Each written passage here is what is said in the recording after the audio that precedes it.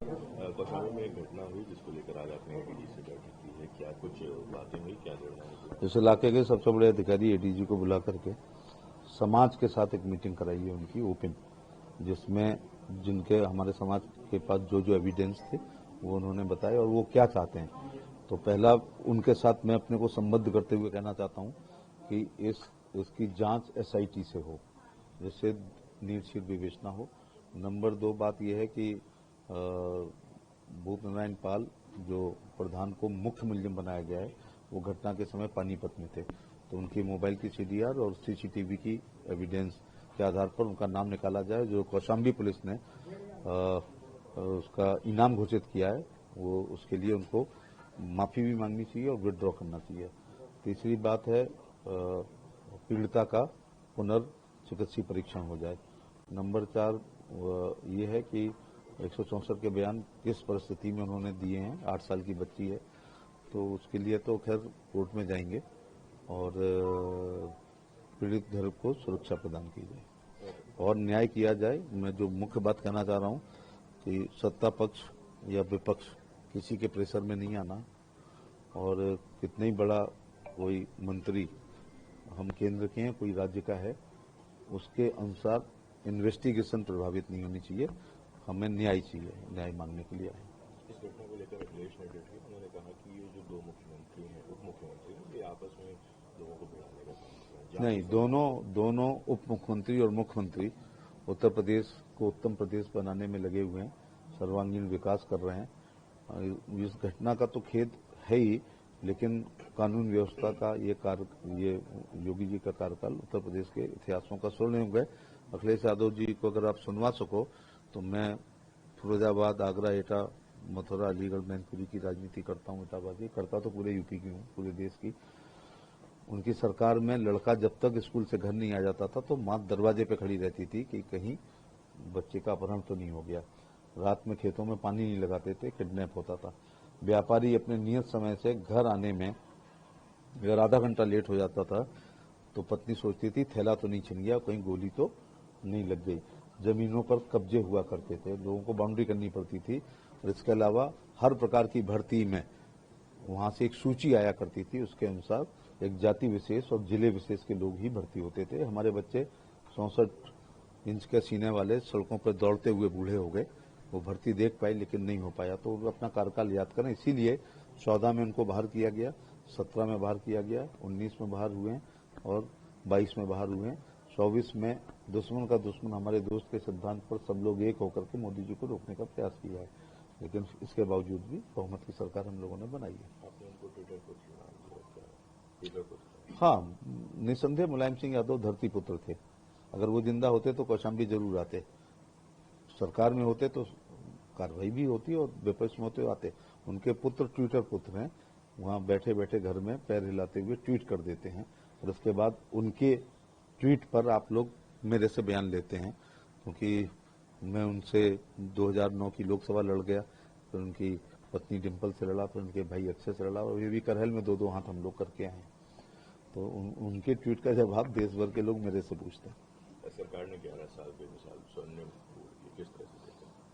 अब स्कूल में पढ़ता हुआ बच्चा, पढ़ाता हुआ अध्यापक, सड़क पे चलता हुआ आम आदमी, मजदूरी करता हुआ मजदूर और कैमरा लिए हुए पत्रकार 11 साल के अंतर को अच्छी तरह महसूस कर रहे हैं। 80 करोड़ लोग 5 किलो गेहूं चावल कई वर्षों से ले रहे हैं, भूख से एक भी आदमी नहीं मरा, ये एक बड़ी उपलब्धि है। जबकि कालाहांडी में मैं खुद एक डेलीगेशन में गया था जब भूख से मरे थे, पोस्टमार्टम कराया तो 48 घंटे में, पिछले 72 घंटे में अन्न का दाना उनके पेट में नहीं था। लेकिन मैं सबसे बड़ी उपलब्धि जो टॉकिंग पॉइंट में कोई नहीं कहता है कि लुटियन जोन है, मेरे से ज्यादा कौन जानता होगा जो वहां 7 बार पहुंच चुका है, वो काजल की कोठरी है, और लाखों लोग दिल्ली में घूमते हैं दलाली करने के लिए, और मोदी जी अपने मंत्रिमंडल के साथ उस काजल की कोठरी में 11 साल होने के बाद एक जरा सा भी दाग नहीं लगा है। उपलब्धि नंबर 1 मैं मानता हूं। लेकिन 370 खत्म हुई, 35 से खत्म हुई, 3 तलाक खत्म हुए, राम मंदिर बनने के लिए मार्ग प्रशस्त हुआ, 80 करोड़ लोग 5 किलो गेहूं चावल ले रहे हैं, 12 करोड़ लोग किसान सम्मान निधि ले रहे हैं, 12 करोड़ लोगों ने शौचालय के लिया है, 4.5-5 करोड़ प्रधानमंत्री शहरी और ग्रामीण आवास ले रहे हैं, 60 करोड़ लोग, मुझे खुशी है कि मैं इस विभाग में रहा हूं, आयुष्मान का लाभ 5 लाख प्रति व्यक्ति प्रति साल का ले रहे हैं।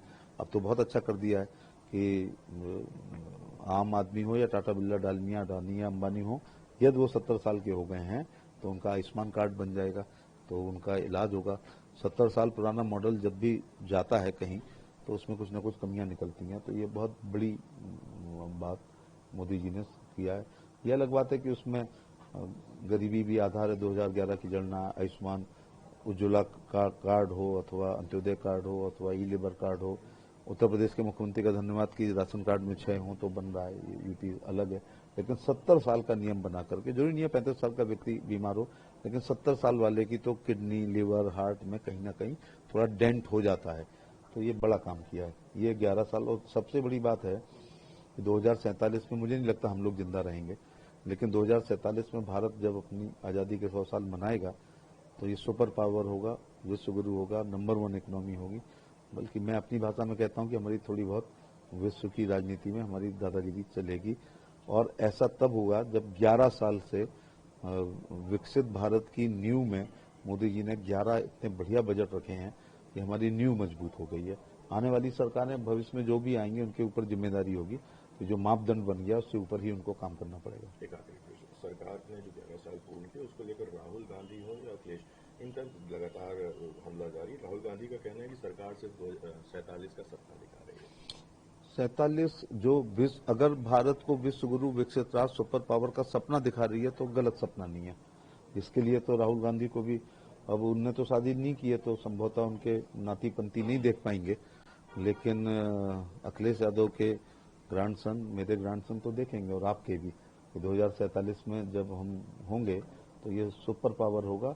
हम पता नहीं कौन सी इकोनॉमी पे 5 पे आ गए हैं, 3 की तरफ हम बढ़ गए हैं, शायद 3 पे आ ही गए हैं, 1 पे आने के लिए भी बहुत साल का समय दे रहे हैं। तो ये लोग जब मुंह खोलते हैं तो देश की एकता, अखंडता, भाईचारा को तोड़ने की, भारत को विश्व की राजनीति में इंसल्ट करने की, और ऑपरेशन सिंदूर को लगा के हमारे पैरामिलिट्री फोर्सेस और मिलिट्री, आर्मी, एयरफोर्स, नेवी पर शक जाहिर करते हैं। दुनिया में जब भी वॉर होता है तो सभी पार्टियां एक हो जाती हैं। मैं तो ये कहता हूं कि अटल बिहारी वाजपेयी ने कितना बड़ा दिल कर करके और समय इंदिरा गांधी की तारीफ करने का काम किया था, और ये लोग लेग पुलिंग करते हैं, इससे मनोबल टूटता है।